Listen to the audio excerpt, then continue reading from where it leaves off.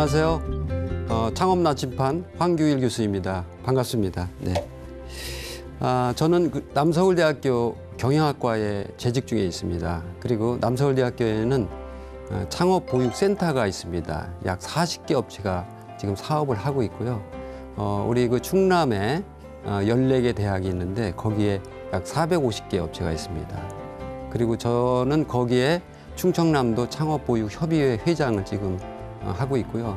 전국의 창업보육센터가 약 260개 있습니다. 그 센터, 전국 센터 안에 6,500개 기업이 지금 경영을 지금 하고 있고요. 그것을 지원하는 업무를 하고 있습니다. 그래서 제가 여러분과 이렇게 인연이 될 수 있었던 것은 그 창업과 관련한 일을 해왔고 또 보육하는 그런 업무를 해와서 우리 많은 창업 기업들이 성공할 수 있도록 어떻게 하면 할 수 있을까라는 그런 방안을 제시하기 위해서 나왔습니다. 그래서 우리 창업하신 분들은 매우 힘든 그런 그 길을 걸어가는 외로운 그런 길을 걸어가고 계시거든요. 그래서 그런 외로운 길을 걸어가는 데 있어서 제가 좀 동반자 역할을 좀 했으면 좋겠다. 그래서 우리 창업 기업들이 성공하는 그날까지 여러분과 함께 하도록 해보겠습니다.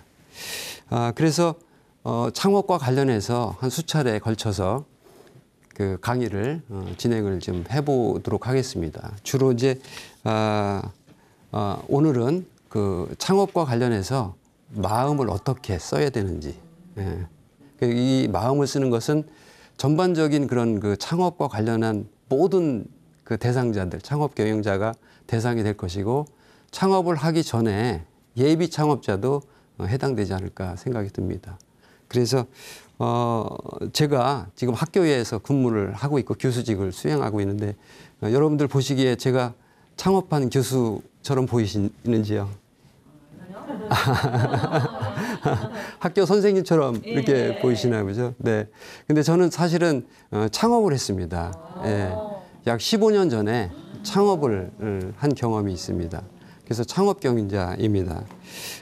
그런데 제 모습을 이렇게 보셨을 때 업종이 여러 업종이 있거든요. 그런 업종이 있는데 어떤 업종일 거라고 이렇게 유추되시는지 한번 말씀해 주시겠어요? IT 관련한 업종, 약간 첨단 그런 그 산업을 경영하는 경영자일 것처럼 보인다 이런 말씀이신 거죠. 사실은 3D 업종입니다. 그래서 3D 업종이라 하는 그런 그 제조 기업을 창업을 했는데 욕조를 만드는 그런 그 제조 기업을 창업을 했습니다. 그래서 약 업력은 한 15년 정도 지금 하고 있는데 제가 이제 전임 교수가 2017년도에 되면서 한 10여 년 정도 경영을 하다가 제가 이제 교수직을 지금 수행하고 있습니다. 그래서 다른 분이 경영을 하시고 계시는데요. 일전에 그 공주대학교의 그 교수님을 뵀는데 제가 창업과 관련한 그런 방송을 하러 가게 됐습니다, 교수님. 그래서 조금 좀 바쁜 상황입니다. 그랬더니 우리 교수님 창업 알아요? 그렇게 묻더라고요. 그래서 저 창업했어요, 옛날에. 그리고 창업 교재도 써가지고 우리 학생들한테 강의도 하고 그렇습니다. 그랬더니 그래요? 그러면서 매출이 어느 정도 되냐는 거예요.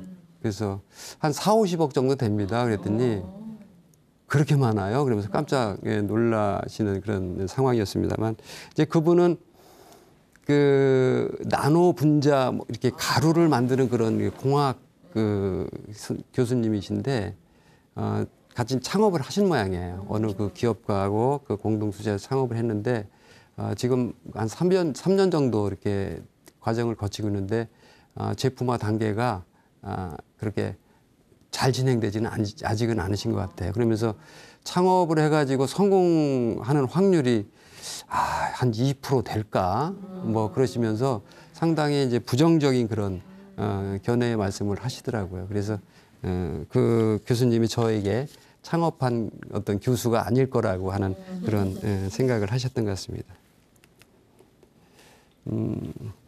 창업. 여기 보시다시피 창업을 했을 때 창업이 아니고 지금 이 순간이 창업이다. 이렇게. 그래서 저는 언제 창업을 했느냐. 사실은 뭐 태어날 때부터 창업을 했다. 이렇게 말씀드리고 싶습니다. 태어날 때부터 창업을 했다. 좀 이상한 논리이지만 우리가 태어나는 것부터가 창업이지 않을까 이런 생각을 했고요. 우리가 초등학교를 한 8살 정도 되면 들어갑니다. 초등학교 들어갈 때 굉장히 설레이잖아요. 안 하던 또는 자기 가보지 않았던 길을 가는 거잖아요. 엄마 손을 잡고 그러고서 학교를 처음 가게 되고 그러고서 한 6년을 다니고 그리고 중학교 갈 때는 상당히 또 설레이잖아요. 그렇죠? 그리고 이제 고등학교 때 마찬가지고 대학 때 가면은 더욱더 뭐 그러고 좀 이제 자유분방할 것 같고 이제는 뭐 공부가 끝났을 것 같고 뭐 그렇게 되죠. 요즘 취업하기 힘듭니다만 취업을 하는 것도 직장에 취업하는 것도 사실은 또 창업이 아닐까 이런 생각을 하고 있고 그래서 일정 기간 근무를 하게 되면 이제 창업을 진짜 하는 거죠. 그렇지만 창업을 한 순간에 그때가 창업이 아니고 우리가 지속돼 온 과정의 창업은 한 과정일 뿐이다. 이렇게 생각을 했으면 좋겠다. 예를 들어서 우리가 이제 여행을 간다 그러면 그 버스에 관광버스 같은 거 타고 여행 가려면 버스에 딱 앉았을 때부터 여행이라고 생각해요. 우리가 보통. 아닌가요? 제가 한 10여 년 전에 영국에서 손님이 오셨어요. 회사에. 손님이 오셨는데 경부고속도로 상이었는데 이제 뭐 오셔가지고 저희 회사를 대화를 하고 그리고 서울에 호텔에 숙박을 잡았다 그래가지고 차로 다 모시고 오는 도중에 오산쯤 됐어요. 차가 퇴근 시간에 오산쯤 거기가 많이 밀리거든요. 수용차에 이제 앉아 있는데 옆에 버스가 있었어요. 근데 버스가 이렇게 막 움직이는 거예요. 이렇게.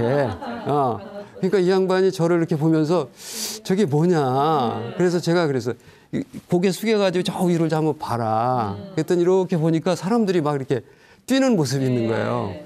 자기네 나라에서 전혀 상상하지 못했던 그런 풍경이 그런 이제 환경이 조성됐던 거죠. 그래서 그때 그분의 굉장히 놀랬던 거고 그래서 우리가 제가 이제 하고 싶은 얘기가 뭐냐면 여행이다 이러면 사실은 그 여행을 가기 전부터 나는 어디를 갈 것이다 계획을 하게 되잖아요. 그러면 돈을 모으게 될 것이고 그리고 누구하고 갈 것이며 며칠간 갈 것이고 또 그쪽에 우리 국내라도 그렇지만 다른 외국의 경우에는 그 나라는 어떤 풍습이며 어떤 음식이 또 가서 무슨 물건을 기념품을 사야 되고 여러 가지 그런 거를 기획하고 생각하고 그리고 이제 여행을 가게 되죠. 그리고 이제 비행기 타고 그 나라를 갔다가 또 많은 경험하시고 그리고 이제 오셔서 사진도 정리하고 인화도 하고 또 기록도 하시고 이런 것들이잖아요. 그래서 여행이라 하면 그렇게 기획할 때부터 정말 즐거운 여행을 하고 갔다 와서 그 기록이나 여러 가지 이런 행위를 하는 것 전체가 여행이라고 보여지거든요.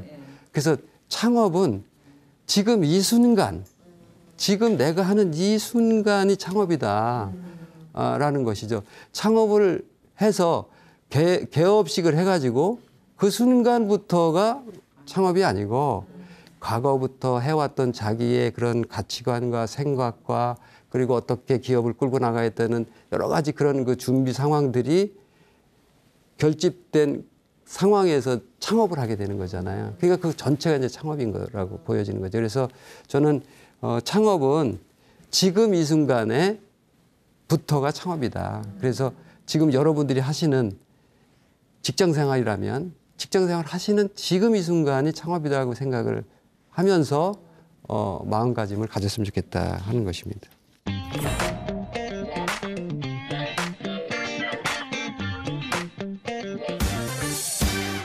저는 그 창업을 하지 말라고 지금 권하고 싶어요.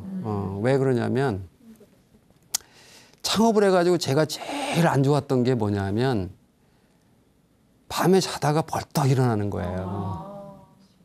제가 직장 생활 한 20년 했거든요. 과거에. 근데 직장 생활하면서 자다가 벌떡 일어나는 경우가 별로 없었어요. 예, 거의 없었어요. 회사 일 때문에 자다가 벌떡 일어나고 뭐 이러는 경우는 없었는데 제가 창업을 하고 나서 자다가 벌떡 일어나는 경우가 엄청 많았습니다. 삶의 질이 안 좋은 거예요. 삶의 질이. 예, 그래서 창업하지 말라고 하는 것 중에 정말 이렇게 편안한 어떤 이런 일상이 없습니다. 그런데 고민거리가 있어요. 예를 들면 고민거리가 있어가지고 저 강원도 동해바다로 막 차를 끌고 갔다. 그래가지고 거기 가서 막 떨쳐버리려고 동해바다를 향해서 막 소리도 지르고 그러면서 떨쳐버리려고 하지만 사실은 그 근심 걱정거리는 여기 내 뒤통수에 제일 가까이 와 있거든요. 그렇죠? 그래서 창업을 했을 때 제일 좀 어려웠던 거는 이 편안하지 않다는 거. 그리고 항상 걱정거리가 항상 내재되어 있다는 거. 그래서 삶의 질이 좀 안 좋다. 행복하지 않았다. 직장 생활할 때는 다소 이제 부족하잖아요. 일단 돈이 부족하잖아요. 그러니까 우리가 손이 직어서 돈 못 받는 사람 없거든요. 그런데 사실 돈을 많이 벌려고 창업을 하지만 편안함이라는 거하고 우리가 바꿔야 되는. 그걸 이제 우리 경영학에서는 기회비용이라고 하거든요. 기회비용. 추후에 시간 될 때 또 설명드리겠습니다. 그래서 굉장히 무게감이 있는 삶을 살아야 되기 때문에 저는 웬만하면 창업하지 말아라. 이렇게 말씀드리고 싶습니다.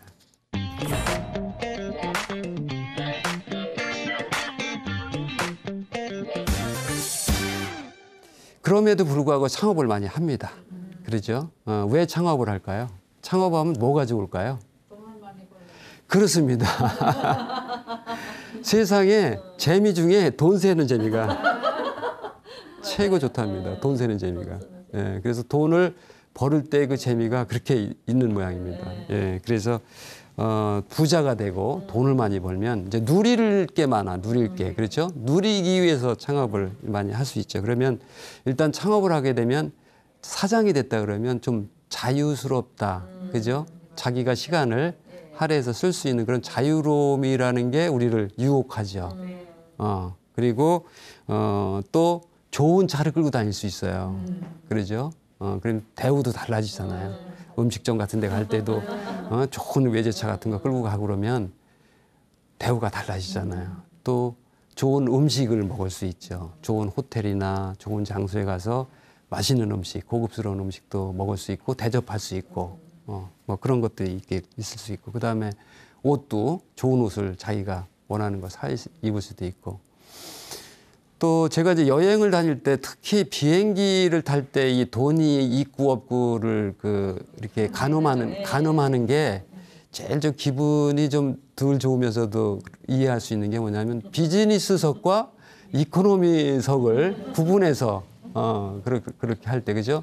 그래서 비즈니스석의 그 탑승자는 제일 먼저 들어가게 하고 또 좋은 자리에 앉게 하고 서비스도 다르고 아직 저도 비즈니스석을 타보지 못했습니다만 언젠가 비즈니스석을 타봐야지라는 그런 꿈을 꾸고 있습니다만 아직은 못 타봤습니다. 그래서 창업을 하면 누릴 수 있고 행복할 수 있고 그리고 또 한 가지는 자기가 하고 싶은 대로 할 수 있는 리더십을 발휘할 수 있어요. 자기가 뭔가 이렇게 기획하고 하면서 그게 성취됐을 때 그 성취감이 엄청 크거든요. 그래서 그런 그 창업 경영자가 가질 수 있는 거는 그러한 그 성취감, 자유스러움, 또 그 다음에 많은 돈을 벌어서 부자가 되는. 네, 그러기 위해서 이제 창업을 한다 이렇게 보고 있어요. 그래서 그런데 이제 창업을 했을 때 겉으로는 좋아 보이지만 아까 전자에 말씀드렸다시피 굉장히 힘든 거죠. 이 백조가 물 위에서 이 고고한 자태를 나타나기 위해서는 물 밑에서는 쉬지 않고 발을 막 움직여야 되는 그러한 수고스러움이 있잖아요. 그래서 창업은 그러한 이제 수고스러움이 있다라고 할 수가 있겠습니다.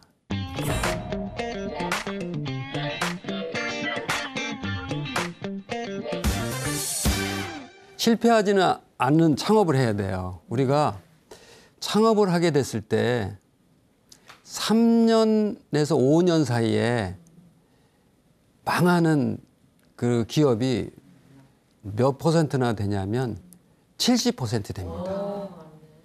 생존율이 30%밖에 안 됩니다. 예. 그러니까 70%는 다 망하는 거예요. 예. 그래서 창업을 하게 되면 망하는 거를 전제 조건으로 해야 돼요. 그런데 누구나 다 나는 예외죠. 나는 예외예요. 예. 나는 잘 될 거예요. 그러다 보니까 그 창업을 하게 되는데 저는 창업을 하면서 실패하지 않는 창업을 하기 위해서는 어떻게 해야 되냐 하면 일단 창업할 수 있는 분야, 창업할 분야에서 한 10년 정도는 경험을 해야 된다. 세상에 법칙이라는 게 있잖아요. 콩 심은 데 콩 나고 팥 심은 데 콩 난다고 투자하지 않고 뭔가 소득을, 뭔가 산출을 기대하기란 있을 수 없는 거죠. 세상에 공짜가 없잖아요. 그래서 일단 어떤 회사든지 기업에 들어가서 10년 이상 근무하면서 직무 기술을 배워야 돼요. 그 회사에서 하는 일들을 배워야 되죠. 영업도 배워야 되고 생산도 배워야 되고 또 재무도 배워야 되고 또 거래처도 여러 가지 이런 그 거래처와 또는 입고처, 자재 가지고는 입고처도 알아야 되고 그 회사가 어떠한 그런 상황인지 또는 거래 관계에서 신뢰성은 있는지 담당자는 누구인지 뭐 이런 직무 경험을 통해서 그 직무에 대한 내용을 알아야 되잖아요. 그래서 그렇게 해야 되고 그다음에 어떤 회사든지 뭔가 만드는 거거든요. 네. 뭔가 만들어 가지고 파는 거예요. 이게 제조기업은 물건을 파는데 서비스 기업은 물건이 아닌 그 서비스를 제공하는 거잖아요. 예. 그래서 뭔가 그런 그 제품을 파는 데 있어서 그 안에 들어가 있는 노하우가 있어요. 그건 하루아침에 되질 않습니다. 예. 그래서 그거를 충분히 익힐 수 있는 기간이 적어도 한 10년 정도는 돼야 된다라는 생각이죠. 우리 그 학생들한테 제가 얘기합니다.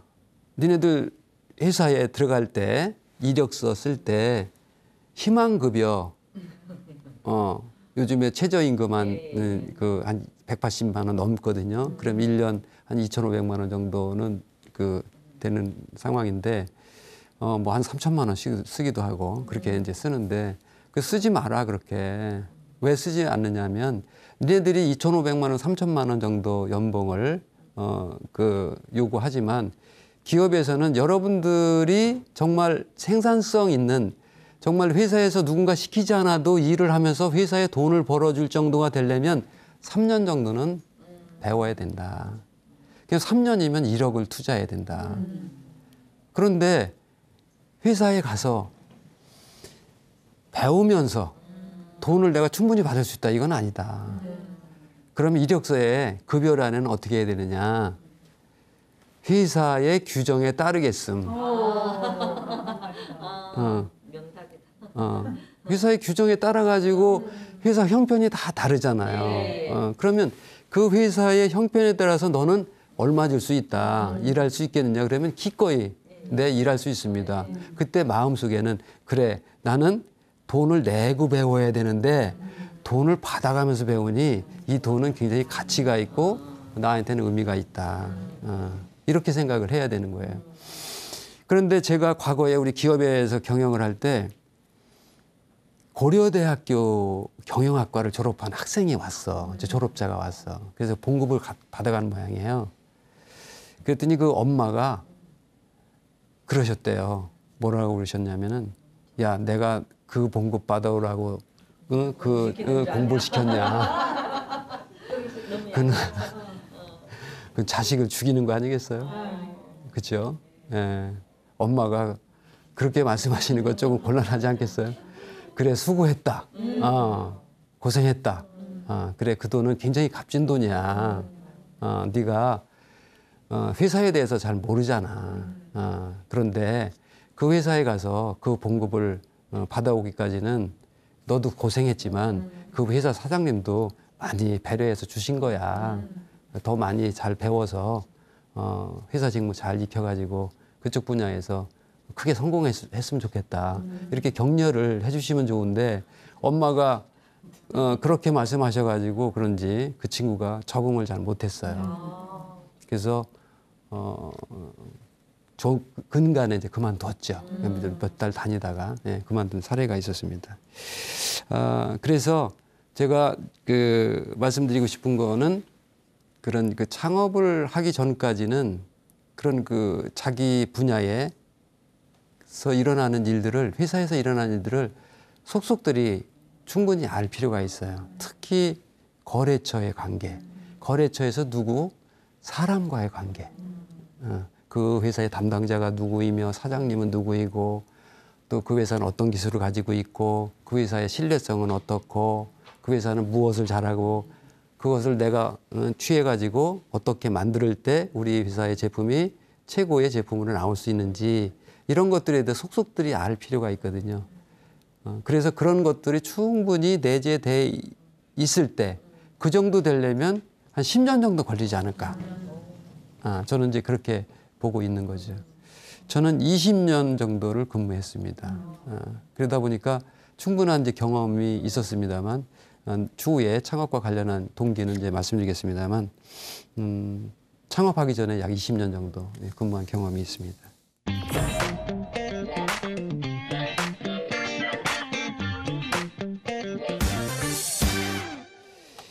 자, 창업을 할 때 어떤 자세로 창업을 할 것인지 요걸 이제 가지고 있어야 돼요. 기준을. 나는 왜 창업을 한다? 무엇 때문에 창업을 한다? 이걸 가지고 있어야 돼요. 그래서 비즈니스는 이제 마음의 게임이라고 해서 제가 명칭을 하나 주었는데 여기 일본 분이시긴 하지만 마스시타 고노스케라고 하는 분이 계세요. 이분은 우리가 잘 아는 파나소닉이라고 하는 전자회사가 있습니다. 이 전자회사를 창업한 분이세요. 그래서 이분은 일본에서 경영의 신 이렇게 소문이 난 분이에요. 근데 이분이 일본의 경영에 그런 많은 그런 기여를 하셨는데 이분이 창업한 동기가 굉장히 독특하십니다. 창업한 동기가 뭐냐 하면 어린아이들이 운동장에서 막 이제 뛰어놀아요. 선생님이 호각을 탁 부릅니다. 이제 끝났다는 호각을 부릅니다. 목이 말라. 그 아이들이 수도가로 막 달려가. 그 수도가로 달려가지고 수도꼭지를 틀어가지고 여러 명이 수도꼭지에 입을 대고 막 이제 물을 맛있게 먹으면서 행복한 그런 걸 보고서 그 분께서 그래 나는 제품을 만들어서 저렇게 소비자가 정말 어린아이가 그렇게 목마른 물을 맛있게 먹는 것처럼 우리 소비자들한테 좋은 물건을 만들어 가지고 제공해야 되겠다. 그런 마음으로 창업을 하셨다는 거예요. 그런 마음으로. 그래서 창업을 할 때에는 그렇게 어떤 마음이 중요합니다. 그게 경영 이념이에요. 경영 이념. 그래서 나는 경영을 하는 데 있어서 어떤 마음으로 하겠다고 하는 이런 가치관을 정립할 필요가 있습니다. 그거는 전자의 사회생활 또는 중고등학교, 초등학교 다니면서 많은 선생님들한테 들었던 부모님한테 들었던 그러한 어떤 말씀들 중에 가치관을 자기가 정립을 해서 나는 회사를 차리면 어떻게 하겠다라는 그런 마음가짐을 가진 게 경영 이념이에요. 그래서 경영 이념을 가지고 있어야 된다라는 거죠. 우리 삼성전자의 경우에는 사업보국이라고 하는 그런 경영 이념을 갖고 계셨어요. 과거 이병철 회장님께서는 사업을 해가지고 국가를 부강하게, 국민을 행복하게 이렇게 하겠다는 그런 경영 이념을, 큰 경영 이념을 가지셨거든요. 그래서 우리가 가능하면 기업 경영하신 분들은 그런 경영 이념을 좀 크고 원대하게 그렇게 가졌으면 좋겠다는 생각이고, 여기 사진 보시다시피 저건 저희 회사에 과거에 제가 창업을 할 때 그때 갖고 있었던 경영 이념인데, 저건 뭐냐 하면은 잘 안 보이시죠? 출근길이 즐겁고 근무 시간이 기다려지는 행복한 직장. 그래서 저걸 왜 저렇게 만들었냐면요. 제가 아까 전자에 말씀드렸다시피 20년 동안 직장을 다녔다고 그랬잖아요. 그 20년 동안 직장 다녔는데 아침에 눈을 딱 뜨면 회사 가기 싫어. 회사 가기가 너무 싫은 거야. 그래가지고 오늘은 어떻게 또 가서 또 시달려야 될까. 오늘 우리 거래처에 누군가 저 뭐 해줘야 되는데 우리 회사에서는 그걸 잘 못 해주고 뭐 해줘야 되는데 스트레스 이제 전화 오고 그럴 텐데 저 어떻게 해야 되나 이런 걱정 뭐 여러 가지 그런 것 때문에 회사 가기 너무 싫었어요 사실. 그래서 나중에 내가 뭔가 하게 되면 그래 회사 눈 딱 뜨면 회사 가야지 이런 생각이 자연스럽게 드는 회사를 만들어야 되겠다라는 생각으로 해서 경영 이념을 정했습니다. 그리고 회사의 사운, 회사의 사운 이거는 이제 최선을 다하자 이겁니다. 그래서 진인사 대천명이라고 우리가 표현을 이제 한문으로 하게 됩니다만 최선을 다하는데 하한선이 어디냐예요. 우리가 최선을 다하는데 하한선을 끝도 없죠. 그러니까 하한선이 문제예요. 하한선을 얼마나 최선을 다하느냐. 저는 목숨 걸고 최선 다한다. 목을 걸어야 돼. 지금 무슨 얘기냐면 사업을 하거나 무슨 일을 할 때 그것을 제대로 못했을 때는 사실 이게 밥숟갈이 없어지는 거나 마찬가지거든요. 사업에서 망하면 터전이 없어지잖아요. 내가 일굴 그런 그 뭔가 생산할 터전이 없어지잖아요. 옛날에 농경사회 때는 논밭이 없어지는 거예요. 밥숟갈이 없어지잖아요. 그 밥숟갈 없어진다는 건 왜 목숨이 없어지는 거죠. 그러니까 최선을 다한다는 어떤 하한선에는 목숨이라고 하는 게 전제 조건으로 들어가야 된다. 그러니까 정말로 혼신을 다해서 최선을 다하는 거죠. 정말로. 예. 그래서 그 최선을 다하는데 한 번 해보고 안 되면 마는 게 아니라 다른 방법으로 여러 가지 방법으로 창의성을 가지고 자꾸 시도해 보는 거죠. 우리가 부산을 가는데 뭐 국도로 가기도 하지만 비행기도 갈 수도 있고 KTX도 갈 수도 있고 뭐 여러 가지 방법을 통해서 갈 수 있잖아요. 그런데 그 길을 나는 KTX만 타고 갈 거야라는 사람은 다른 길을 이렇게 모색하지 않잖아요. 그러다 보니까 제가 이제 경영을 과거에 이렇게 하다 보면 그런 창의성 있고 내지는 여러 가지 방안을 막 도출시키는 이런 것들이 우리 직원들보다는 조금 많은 것 같아요. 경영자들이. 왜냐하면 안 되면 밥숟갈 날아가는 거잖아요. 그죠? 그러다 보니까 절실하잖아요. 그러니까 절실함이 깔린 최선. 결국은 이제 그게 목숨이 아닌가 하는 생각이 듭니다. 그 다음에 경영 방침 이게 있는데 이것은 단기간에 회사에서 요구되어지는 것들이에요. 요거는 1년에 한 번씩 바꿔도 되고 2년에 한 번씩 바꿔도 되고 그렇습니다. 그래서 회사의 사정에 맞게 올해는 우리가 품질을 강화시켜야 되겠다. 그러면 이제 품질과 관련된 그런 용어로 해서 정해도 되고 또 내년에는 뭐 다른 어떤 내용 수출을 좀 해서 우리가 회사를 좀 더 키워봐야 되겠다면 수출 확장 뭐 이렇게 할 수도 있고 뭐 여러 가지 그런 것에 대해서 단기적으로 경영 방침을 정할 수가 있습니다. 그래서 비즈니스는 마음의 게임이라고 그랬는데 이게 다 이제 마음과 관련된 것이거든요. 그래서 우리가 어떤 마음을 먹고 그 회사를 경영하느냐, 사업가가 가지고 있는 그런 그 회사의 경영에 대한 그런 마음을 정립해야 돼요. 그리고 그거를 직원들하고 공유하고 그걸 나누고 직원들하고 같이 이렇게 그 진행을 했을 때 목표가 이제 달성된다고 볼 수 있죠.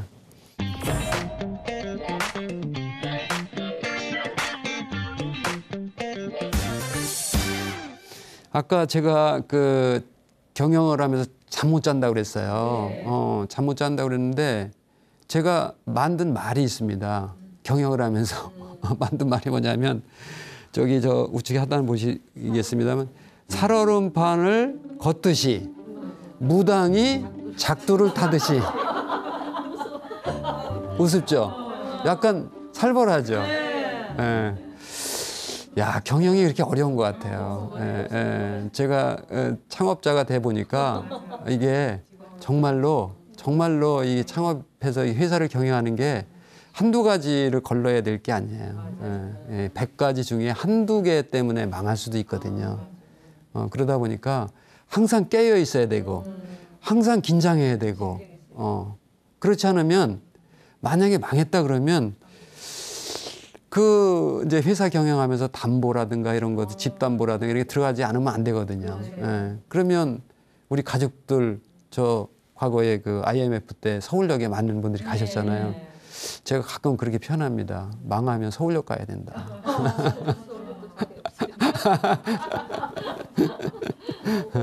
그러다 보니까 그런 절실함의 일환으로 제가 저 말을 만들었어요. 무당이 작두를 탄다. 이 말은 제가 텔레비전에서 무당이 작두를 타는 모습을 봤거든요. 그러면 이 그 작두가 그 소 염을 써는 큰 날이거든요. 그걸 두 개를 이렇게 세워놓고 맨발로 무당이 올라가죠. 맨발로. 거기서 뛰거든요. 막 뛰거든요. 그러면서 구슬하시잖아요. 그때 뭐 신이 들어온다 그러잖아요. 그래서 그때 발을 비지 않는 그런 뭔가 있는 그런 기운, 그 깨어 있는 뭔가 있는 그런 기운, 그게 경영자한테는 항상 있어야 되고, 그 다음에 우리가 이렇게 얼음 지치는 얼음판에 갔을 때 그 살얼음이 살짝 얼어 있을 때 이렇게 발을 디뎌가면서 깨지지 않도록 빠지지 않도록 하려고 이렇게 긴장하잖아요. 그렇게 그 기업을 경영해야 되겠다라고 해서 제가 저 글을 써가지고 과거에 관리를 했었습니다. 그래서 창업자는 그 수도승이 되어야 된다, 구도자가 되어야 된다 이런 생각을 하고 있습니다. 그래서 그 과거에 텔레비전을 보니까 스님들이 아침에 쭉 줄 서가지고 마당을 이렇게 쓸고 있는 그런 걸 이제 본 적이 있어요. 근데 절마당에는 뭐 쓰레기가 있거나 내지는 뭐가 있는 게 아니었어요. 뭐 이게 낙엽이 많이 있거나 이런 것도 아닌데 스님들이 줄을 쫙 쓰셔가지고 이렇게 쓸거든요. 저는 그걸 보고 저게 더러운 마당을 쓰는 게 아니라 마음을 쓸고 있구나. 마음을 저기 쓸고 있구나. 이제 그런 생각을 했습니다. 그 마이크로소프트라고 하는 분이 계세요. 미국에. 그분이 세계 제일 1등 부자였었죠. 그분이 하루를 마감할 때에는 어떤 행동을 하냐면 주방에 가가지고 설거지를 하신대요. 설거지를 하면서 하루를 마감한다고 그래요.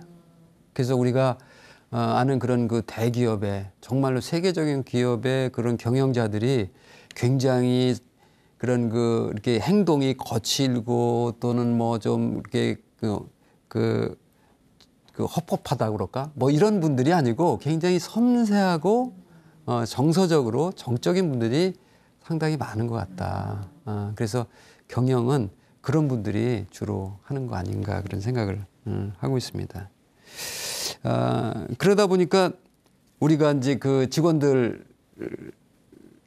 이렇게 대화하고 그럴 때 보면 그런 직원들이 굉장히 좀 제일 어려운 것 같아요. 뭔가 행동에 대해서 말을 하자니 내가 참 이게 마음이 그렇고 말을 안 하자니 속이 끓고 그 선이 있어. 그 선을 왔다 갔다 하는 그런 사람들 제일 힘들죠. 그런지 모아놓고 얘기하자니 그렇고 참 이제 그런 직원이 돼서는 이제 안 될 것 같은데 그래서 우리가 그런 그 직원들을 다뤄야 되는 또 경영자여야 되잖아요. 그걸 다 또 마음을 잘 이용해 가지고 적재적소에 잘 배치하고 그리고 업무 지시도 하고 성과를 달성해야 되는 그게 그 경영자가 가져야 되는 거니까 마음고생이 많잖아요. 그러니까 수도승이 돼야 되지 않겠느냐 이제 그런 생각을 하고 있습니다. 대표이사는 어디 거래처에 가서 나이 어린 대리한테도 인사 이렇게 합니다. 인사 이렇게 합니다. 그런데 나이 드신 예를 들면 그 임원들은 대리한테 가서 이렇게 인사하게 되면 내가 나이가 좀 먹었는데 뭐 이런 생각을 할 수도 있을 것 같아. 그게 좀 다른 것 같아. 그런 것들이. 그런 면에서는 조금 좀 다르지 않을까 이런 생각이 들고. 그 다음에 그 월말이 왜 이렇게 빨리 돌아오고 뭐 봉급날이 왜 이렇게 빨리 돌아오는지. 우리 이제 급여 받을 때는 뭐 그냥 때 되면 들어오니까 생각이 없는데 우리 그 경영자분들은 경영하다 보면 그냥 후덕하면 이제 바로 이제 돈 그렇게 해서 상당히 그런 것 같습니다. 그래서 사실 우리가 매일 아침마다 샤워도 하고 머리도 감고 또 화장도 하고 뭐 옷도 잘 챙겨 입고 뭐 하지만 사실 몸은 잘 관리해요. 몸을 잘 관리하는데 우리 마음 관리, 마음 닦는 건 잘 안 하거든요. 그래서 마음 닦는 거를 수시로 이렇게 평상시에 해야 되지 않을까. 그래서 저는 그 경영자는 수도승이 또는 구도자가 되어야 할 것 같다. 이렇게 말씀드리고 싶습니다.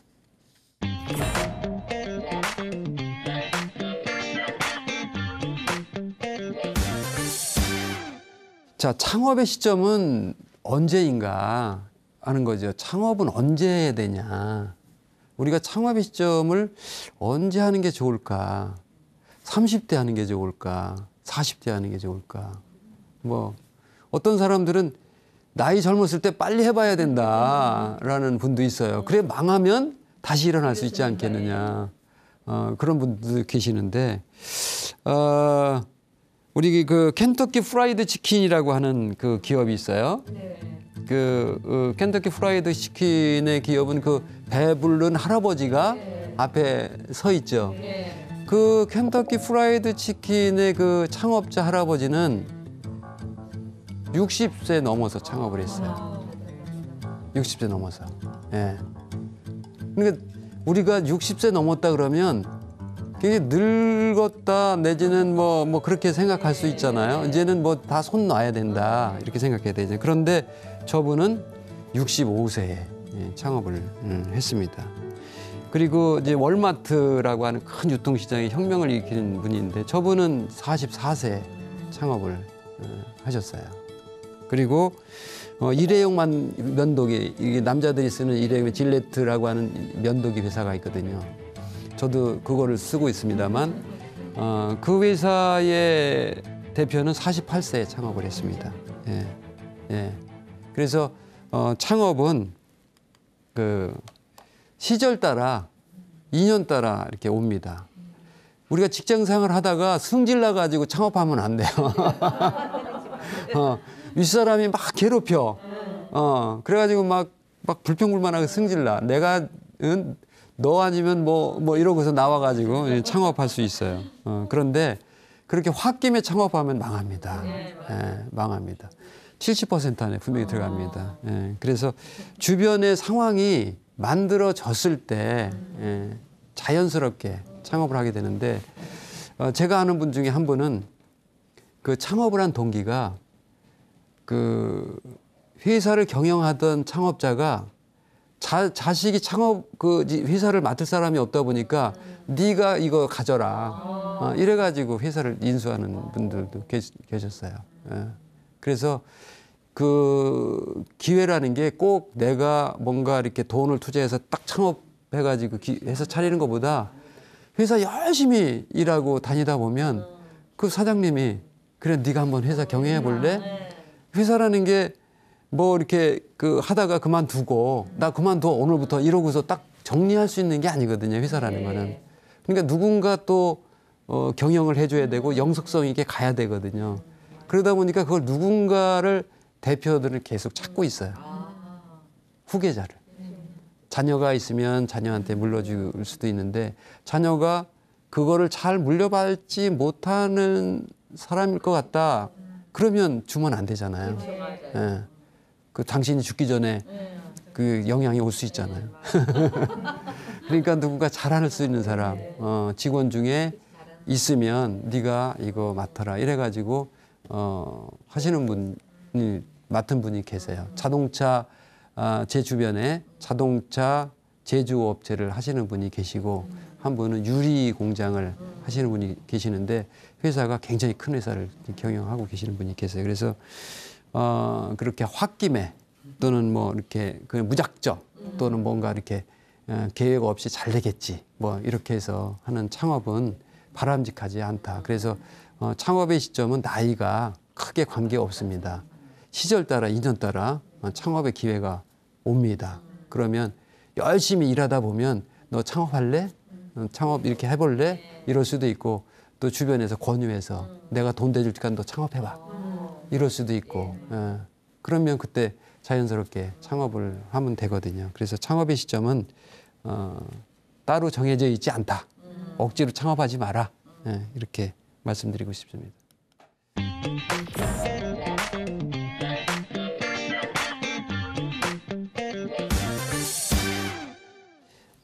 제가 그 시간이 얼마 남지 않았는데 한 가지 이제 그 소개를 좀 해드리겠습니다. 제가 아까 그 창업보육센터의 센터장을 하고 있다고 말씀드렸거든요. 우리 창업보육센터는 중소벤처기업부에서 지원을 해서 돈을 지원했습니다. 그렇게 해가지고 아까 말씀드렸다시피 주로 이제 학교에 많이 있어요. 학교에 많이 있는 이유는 학교에 교수님들이 계세요. 전문 그런 교수님들이 그 기업의 기술을 제공하고 할 수 있도록 해주는, 그리고 재원, 학생들을 취업하거나 하는. 그래서 학교에 건물을 짓고 그 건물에 기업을 입주시켜서 그 창업한 기업이 거기서 사업을 해서 성공할 수 있도록 도와주는, 그래서 보육이라고 하는, 그래서 비즈니스 인큐베이터, 그래서 BI라고 보통 표현합니다만, 그래서 중소벤처기업에서 과거 20년 전부터 그걸 육성해 왔어요. 그래서 일반 서비스업은 안 되고 기술 창업하는 회사들의 경우에 창업보육센터에 들어와서 사업을 하게 되는데, 그 창업보육센터 안에는 전문 매니저가 있습니다. 그 매니저는 자격증을 따야 돼요. 시험 봐가지고 자격증을 따서 그 이제 직무를 시작하게 되는데, 그 전문가들이 그 창업을 잘 할 수 있도록 도와주는데, 예를 들면 뭐 수출을 하고 싶다 그러면 수출과 관련된 거, 그다음에 마케팅 하고 싶다 그러면 마케팅과 관련된 거, 세무라든가 뭐 이런 것들을 창업의 기업들에게 지원하거든요. 그래서 우리나라의 전국에 262개의 창업보육센터, 거기에 6,500개 기업들 있습니다. 그래서 민간들도 있고요. 민간이 하는 데도 있고. 그래서 요즘에는 그 창업보육센터 이외에 정부기관, 도청이라든가 또는 시청이라든가 이런 데서 창업을 활성화시키기 위해서 창업보육 공간을 만들어가지고 지금 정부에서 많은 지원을 지금 하고 있거든요. 그래서 우리 시청자 여러분들 중에 창업을 하고 싶은데 사무실이라든가 이런 게 여의치 않다 그러면 전국 창업보육센터를 찾아서 이렇게 녹화하시면, 입주하셔가지고 하게 되면 저렴한 금액으로 입주했을 때 비용이 굉장히 저렴합니다. 그래서 최장 5년까지 거기서 사업을 해서 졸업할 수 있고, 그 성공 확률이 저희 학교의 경우에 83%입니다.